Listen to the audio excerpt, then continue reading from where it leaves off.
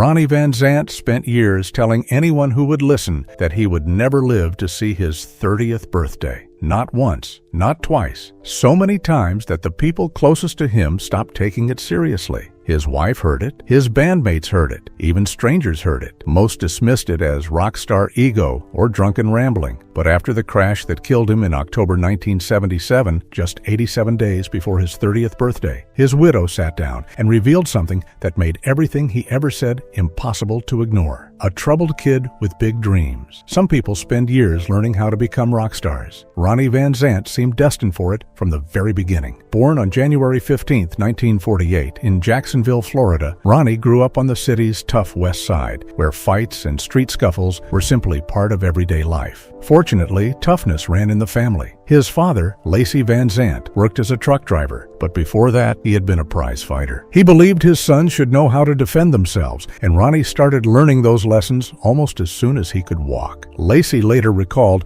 that Ronnie was incredibly intelligent, but also fiercely stubborn and quick-tempered. If something didn't go his way, he wasn't the type to quietly accept it. That fiery personality became one of his defining traits, both on and off the stage. It's no surprise that as he grew older, Ronnie developed a deep admiration for heavyweight boxing champion Muhammad Ali. But boxing wasn't the only path laid out before him. Long before music took over his life, Ronnie showed real promise as a baseball player. He played American Legion ball and later reflected proudly on his success, remembering that he once led his league in batting average and possessed a strong throwing arm. For a while, baseball seemed like a realistic future. In the end, though, his voice proved even more powerful than his swing. Music entered Ronnie's life during countless hours spent riding alongside his father in a truck. Those long drives introduced him to a steady stream of songs on the radio, and before long, he was completely hooked. Soon, he wasn't just listening to music, he was making it. His first performances were far from glamorous. According to his mother, Marion,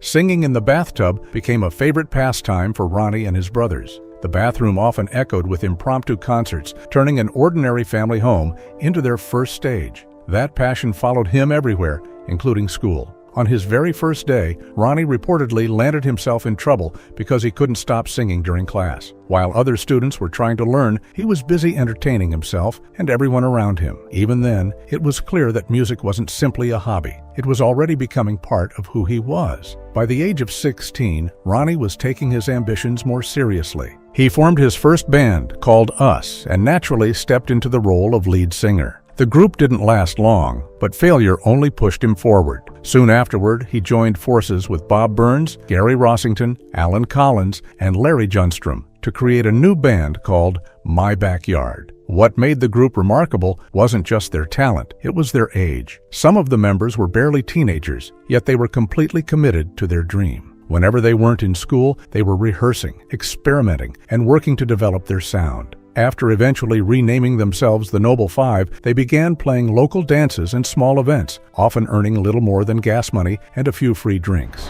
Still, every performance helped sharpen their skills and build their confidence. Their biggest obstacle wasn't a lack of opportunities, it was the neighbors. The band rehearsed wherever they could, usually in garages and carports at their parents' homes. Ronnie's booming voice and the band's growing volume quickly became impossible to ignore. Complaints started pouring in, and before long, local authorities were regularly shutting down their practice sessions. Fortunately, Ronnie's father came to the rescue. He helped the band find a secluded rehearsal space in an abandoned house on a large farm outside town. The musicians quickly gave it a fitting nickname, Hell House. The building was small, worn down, and unbearably hot, but it offered something they desperately needed, a place where they could play as loud and as long as they wanted. Hell House became the band's training ground, the place where raw talent was transformed into something far more serious. Every morning, Ronnie would climb into his battered 1955 Chevy truck and gather his bandmates. After stopping to pick up coffee from the donut shop where his mother worked, they would head straight to Hell House. Once there, the real work began. Practice sessions often stretched 8, 10, or even 12 hours. Weekends disappeared. Entire days and nights were spent refining songs, improving technique, and building chemistry.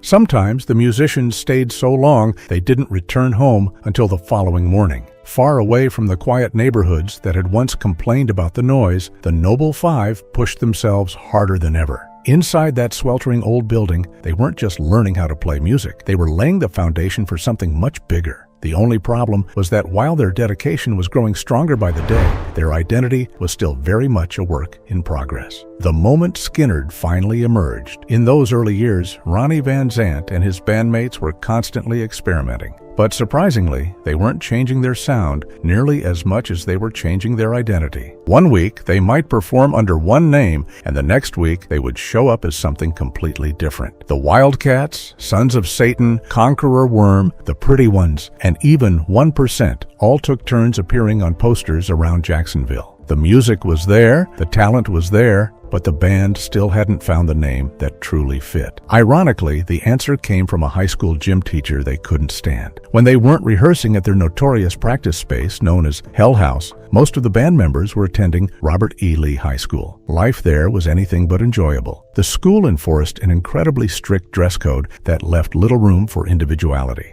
Hair couldn't touch the collar, sideburns had to stay above the ears, shirts had to remain tucked in, belts were mandatory, and students were expected to look neat at all times. For a group of future rock stars, those rules felt suffocating. Van Zant found a creative way around them. Before school, he would slick his long hair back with Vaseline, making it appear much shorter than it really was. For a while, the trick worked perfectly. Most teachers never noticed a thing, but the gym coach did. After gym class, students had to shower, and once the water washed away the Vaseline, there was no hiding the truth. The coach reportedly made a habit of checking after class, and more than once he caught Van Zant and his friends with their hair hanging well below school regulations. The result was almost always the same: a trip to the principal's office and another suspension. Eventually, the constant battles reached a breaking point. According to band lore, guitarist Gary Rossington finally lost his patience, gave the coach an obscene gesture, declared he was done, and dropped out of school altogether. A few nights later, while performing at a local venue called the Forest Inn, inspiration struck. The band was still performing as 1% when Van Zant suddenly announced they were changing their name. The audience immediately paid attention. Nearly everyone in the room knew the strict gym teacher who had spent years harassing students about their hair. His name was Lynyrd Skynyrd. Van Zant jokingly suggested naming the band after him, and the crowd erupted with laughter and applause. The reaction was so overwhelming that the idea stuck. With a few spelling changes, Lynyrd Skynyrd eventually became Lynyrd Skynyrd. What started as a joke aimed at an old-school authority figure would soon become one of the most recognizable names in rock history. From that point forward, the band's momentum only grew. Lynyrd Skynyrd became fixtures throughout Jacksonville, playing wherever they could find a stage. The schedule was relentless. They might spend the first half of the night performing for younger crowds, only to continue playing into the early morning hours after the venue transformed into a late-night club. The grind was exhausting, but it sharpened them. While the band worked to build its reputation, Van Zant's personal life was also taking shape. During the mid-1960s, he met a woman named Nadine Insko. Details about their relationship remain limited, but the couple married in January 1967 and later welcomed a daughter named Tammy. For a brief moment, it seemed as though Van Zant might choose stability over stardom. Around the time of the marriage, he accepted a job at his brother-in-law's auto parts store. According to those who knew him, he became so immersed in the work that he memorized the entire parts catalog. But anyone who knew Ronnie Van Zant understood that he was never built for a quiet life behind a counter. The pull of music proved too strong. By 1969, his marriage to Nadine had ended, and around the same time he met Judy Seymour. Their introduction came through Gary Rossington, and the connection was immediate. A few years later, Ronnie and Judy married and welcomed a daughter named Melody. Meanwhile, Lynyrd Skynyrd was inching closer to its breakthrough. In 1970, the band recorded a demo that impressed executives enough to earn an offer from Capricorn Records. Remarkably, Van Zant turned it down. It was a bold gamble, but he believed the band wasn't ready yet. Rather than rush into a deal, Lynyrd Skynyrd spent the next 3 years grinding through clubs, bars, and endless road trips. Those years were difficult, but they were also transformative. The band's musicianship improved, their equipment got better, and their signature Southern rock sound became tighter and more powerful with every performance.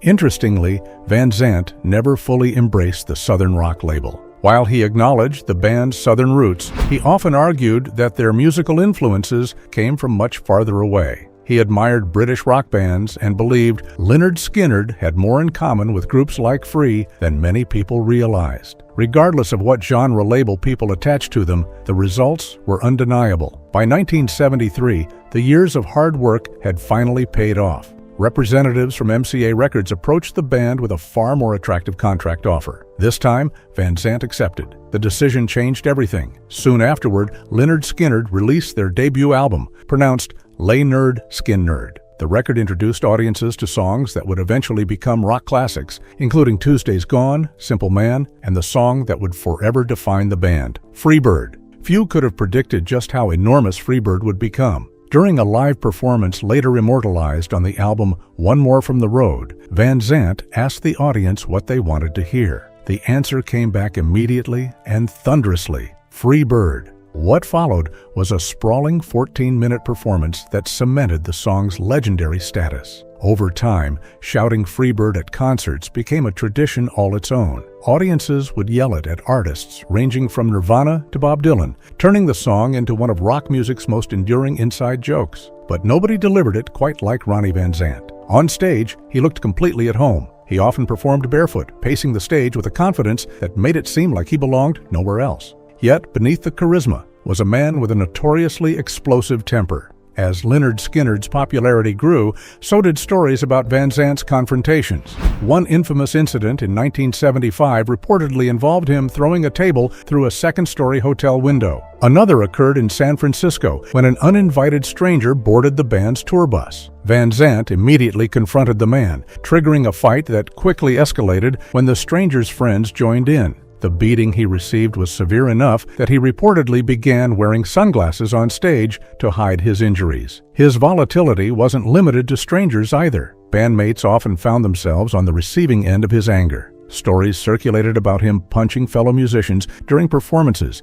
if he felt they weren't taking the show seriously. On another occasion in Germany, an argument with Gary Rossington reportedly escalated into violence, leaving the guitarist injured before a concert. For those around him, Van Zant could be both inspiring and intimidating. By the mid-1970s, Lynyrd Skynyrd had developed a reputation that extended far beyond their music. Heavy drinking, bar fights, destroyed dressing rooms, and constant chaos became part of the band's image. Rather than hide those stories, their publicists often allowed them to spread, believing the wild behavior only enhanced the group's outlaw mystique. But the lifestyle was taking a toll. By 1976, Van Zant had reportedly been arrested more than a dozen times. Former drummer Artemis Pyle later reflected on the complexity of the frontman, describing a man he deeply respected but who could also become frighteningly destructive when anger took over. Even Van Zant eventually began recognizing the dangers. Ironically, the warning signs became impossible to ignore after two serious accidents involving his own bandmates. First, guitarist Alan Collins crashed his car while intoxicated.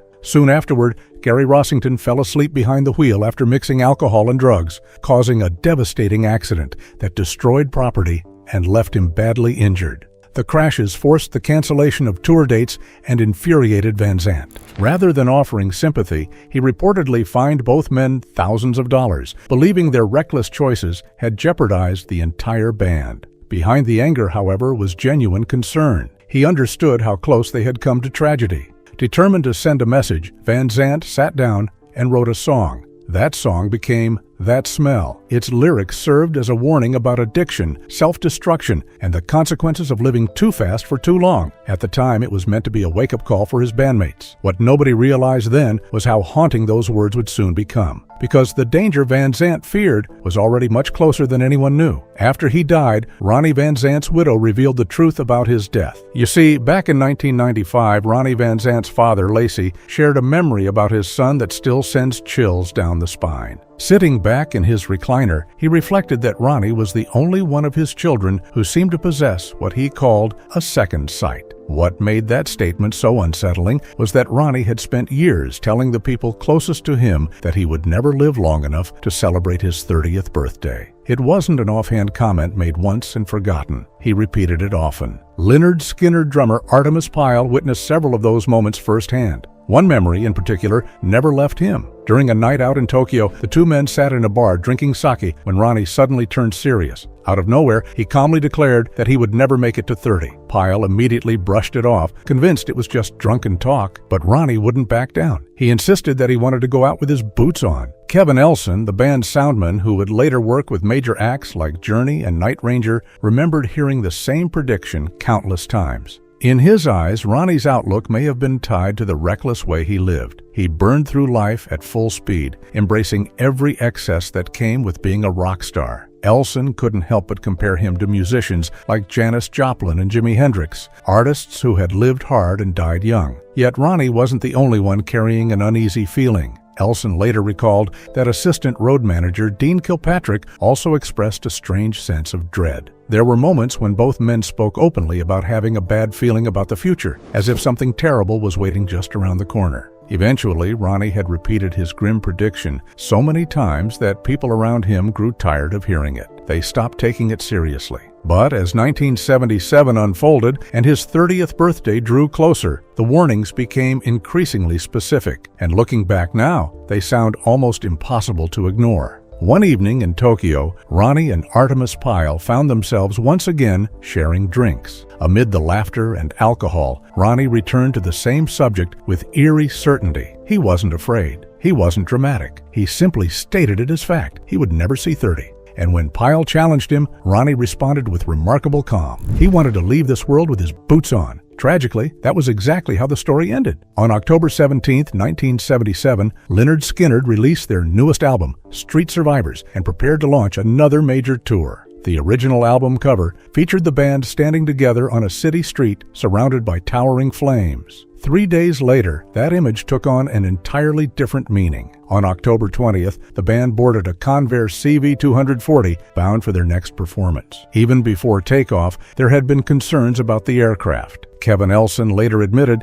that the plane had experienced problems before that final flight. A mechanic had inspected it, but despite the warning signs, the decision was made to trust the pilots and continue the journey. Years later, Elson reflected on that choice with painful clarity. To him, all the signs had been there. The strange coincidences didn't end with the aircraft. In the months leading up to that October afternoon, backup singer JoJo Billingsley noticed an unusual habit developing in Ronnie. Despite being born and raised in Florida, he had started referring to himself as the Mississippi Kid. At the time, it seemed random and made little sense. In the end, Mississippi would become the place forever tied to his name. Just outside Gillsburg, Mississippi, Ronnie Van Zant's years of unsettling predictions finally caught up with reality. According to aviation records, the aircraft chosen for the tour was a 1948 Convair 240 twin-engine plane that had accumulated more than 29,000 hours in the air. It was an aging aircraft with a questionable reputation. Earlier that same year, members of Aerosmith's flight crew had reportedly declined to use it because they didn't trust its condition. One crew member even remembered seeing the pilots casually sharing a bottle of Jack Daniels while the plane was being evaluated. Given those circumstances, it wasn't surprising that some members of Lynyrd Skynyrd felt uneasy about climbing aboard. Backup singer Cassie Gaines was among those who had serious reservations about the flight. But Ronnie reassured those around him in the only way he knew how. If a person's time had come, he believed, there was nothing anyone could do to change it. With that, Ronnie Van Zant, Alan Collins, Steve Gaines, Cassie Gaines, Leslie Hawkins, Billy Powell, Artemis Pyle, Gary Rossington, Leon Wilkeson, and 18 members of the band's crew stepped onto the Convair CV-240 and prepared for takeoff. For a while, the flight looked like just another routine trip on the road.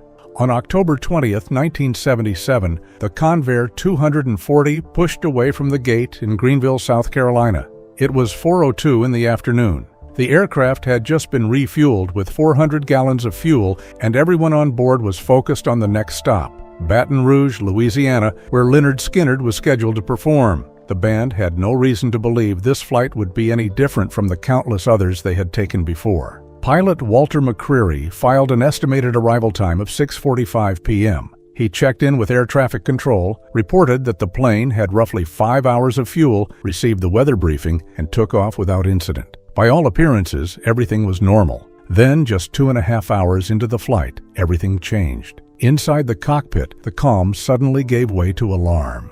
McCreary radioed Houston Air Traffic Control with troubling news. The aircraft was running dangerously low on fuel and was nearly out. Controllers immediately cleared the flight to divert toward Macomb Airport in Mississippi. Even then, McCreary tried to keep the situation under control. He stopped short of declaring an emergency, instead asking for the most direct route possible to Macomb, but time had already run out.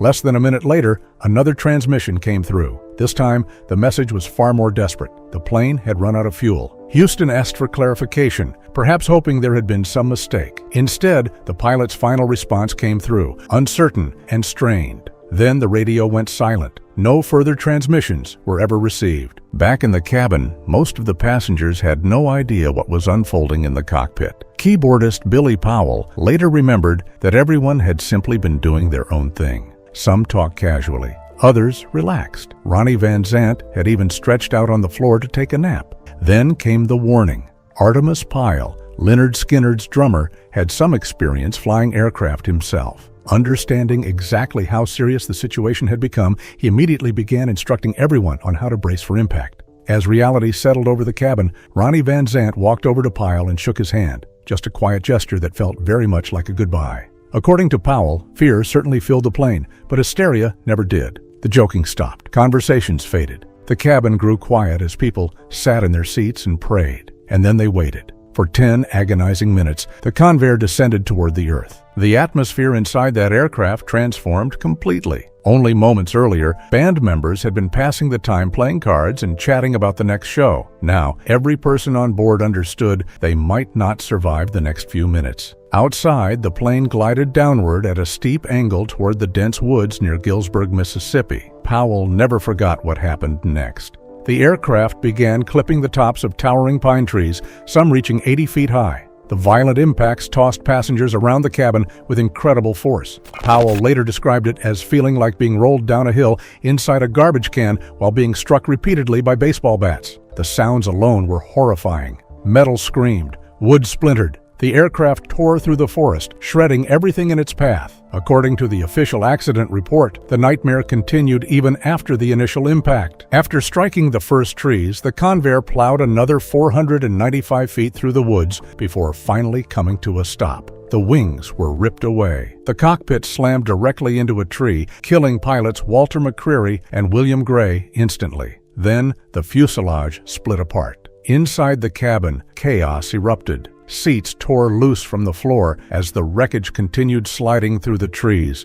Passengers were struck by tables, instruments, luggage, and debris flying through the air. The top of the fuselage peeled open, throwing people from the aircraft and scattering personal belongings across the forest floor. Finally, the twisted wreckage came to rest in a dark, swampy stretch of Mississippi wilderness. For the survivors, the horror was only beginning. Billy Powell managed to crawl from the wreckage and took in the devastation around him. The plane was barely recognizable. The cockpit, wings, tail section, and much of the fuselage had been crushed beyond recognition. Then he realized the extent of his own injuries. His nose had nearly been torn from his face and blood poured down over him. Sitting atop the wreckage in complete shock, he broke down in tears. Then he heard voices cutting through the silence. People were screaming for help. Leon Wilkeson was trapped inside the wreckage, desperately crying out for someone to get him out. Powell ripped off his t-shirt, pressed it against his injured face, and began searching for survivors. That's when he spotted Artemus Pyle emerging from the debris. The sight was horrifying. Pyle's ribs were protruding through his chest. Soon after, road crew member Ken Peden managed to make it out as well. Despite their own injuries, the three men knew they couldn't stay where they were. They needed help. They pushed through thick brush and rough terrain, stumbling through the Mississippi wilderness. Pyle later recalled that the force of the crash had blown his shoes completely off. His socks hung well past his toes, but his injuries were so severe that he couldn't even bend down to fix them. Still, they kept moving. Eventually, they reached the farm of a local man named Johnny Moat. Moat had heard the crash from his home. To him, it had sounded like a vehicle skidding across gravel, followed by a deep, rumbling noise. When he saw battered, bloodied men emerging from the woods, his first instinct was fear. Believing they might be escaped convicts, he fired his rifle into the air. But the moment he realized they were crash survivors desperately pleading for assistance, his attitude changed completely. The injured men begged him to help rescue those still trapped in the wreckage. For some aboard that flight, however, help arrived too late. Pilots Walter McCreary and William Gray died in the crash, along with Ronnie Van Zant, Steve Gaines, Cassie Gaines, and assistant road manager Dean Kilpatrick. Ronnie Van Zant was just 29 years old. Only 87 days separated him from his 30th birthday. Exactly as he had predicted for years, he never lived to see it. Those who survived were left carrying devastating physical injuries and emotional scars that never truly healed. And for many of them, one thought remained impossible to shake. Ronnie had warned them. Again and again, he had insisted that he wasn't destined to grow old. Afterward, the story took on the quality of a Southern Gothic tragedy. Had Ronnie somehow sensed what was coming? Was this the fate he pictured each time he told his wife, his family, his bandmates, and anyone willing to listen that his time would come early? His wife, Judy Van Zant Jenis, later admitted that when she first heard there had been a plane crash, she immediately believed Ronnie had been among those killed. He had repeated his prediction so often and with such certainty that she eventually came to believe he truly knew. Without Ronnie Van Zant, the voice and driving force behind Lynyrd Skynyrd, the band came to an end. It would be 10 years before the group reunited, this time with Ronnie's younger brother stepping into the spotlight. Even Ronnie's funeral became the subject of speculation. Because it was held with a closed casket, rumors spread quickly. Some claimed the crash had left him horribly disfigured. Others repeated even more gruesome stories. But the truth was far different. Despite the violence of the impact, Ronnie's body remained largely intact. He had only a small bruise on his temple. The decision to keep the casket closed came down to something much simpler. According to Judy, Ronnie had always hated the thought of people staring at his remains. When he was laid to rest in Jacksonville, Florida, those closest to him made sure he was remembered exactly as he had lived. He was buried wearing his signature Texas Hatter's hat, and beside him rested his favorite fishing pole. Fishing had always been Ronnie's escape. Away from sold-out arenas, screaming fans, and the chaos of life on the road, he found peace on the water. Whenever Lynyrd Skynyrd had time off, chances were good that Ronnie could be found casting a line somewhere quiet. His funeral was filled with overwhelming grief. Some mourners reportedly collapsed under the weight of the loss. Still, his family and closest friends honored him in the way they believed he would have wanted, wearing his trademark black hat and carrying with him the fishing rod he loved so much. Sadly, even death did not bring peace. In June 2000, vandals broke into Ronnie Van Zant's mausoleum and disturbed his coffin, forcing his family to relocate his remains to protect them. Then came another bizarre twist. Years later, relatives of Steve Gaines unintentionally revealed the new burial location through a Craigslist advertisement. Once again, the family was forced to move Ronnie to another undisclosed resting place.